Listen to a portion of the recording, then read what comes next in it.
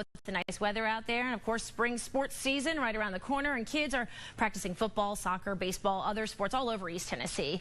More than 46 million children play sports each and every year in the United States, and 1 in 3 is injured seriously enough to miss practice or games, according to Safe Kids Worldwide. And on Tuesday night, we heard on ABC World News about doctors seeing something you normally might associate with professional athletes: more ACL tears in our children. Well, joining us now from Children's Hospital is ER Director Dr. Ryan Redmond. Dr. Redmond, thank you so much for coming in. Of course. Did that report that came out last night about ACL tears in kids surprise you at all?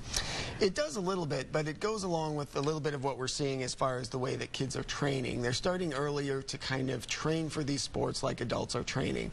And kids' bodies are not made to do repetitive things same time over and over again. They're made to be jumping, playing, doing very different things.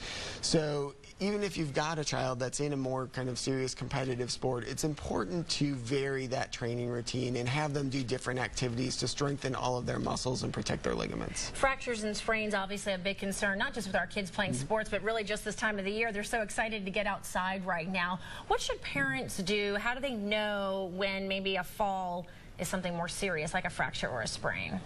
So typically what you're going to be looking for is loss of function. So if you can't bear weight on it, you can't use that extremity in the same way that you normally do, or of course any focal pain, pain that hurts in a specific spot, and that's more persistent than you'd expect from just a bump or a bruise, then that's something that should be seen. And cuts and lacerations this time of the year, another big concern as kids are heading outdoors. How should parents treat that, and when should it go from just being treated at home to coming to see you?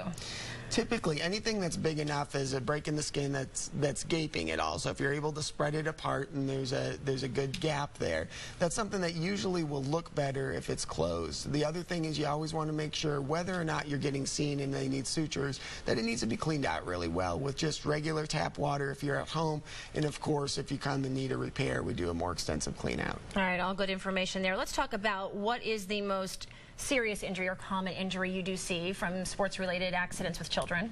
Certainly that would be concussions, and of course there's been a lot of emphasis, which is appropriate emphasis, on the proper care for concussions in the last several years. So people, I think, are starting to really understand now that if you have a head injury with any alteration of mental status, any dizziness, anything that we used to call just getting your bell rung and getting back in the game, that's something that indicates you need to stop that activity immediately and seek proper clearance before you go back to sports. Dr. Redmond, great advice as we move from spring and then into the summer months, because lots of kids will be out there and being active. Thank you so much for your time. Absolutely. We appreciate it. Now, if you have a question, anyone about your child's health, all you have to do is email Lori Tucker at ltucker@wate.com, and be sure to tune in every Thursday right here on 6 News at 5:30 to see if we use your question on the air.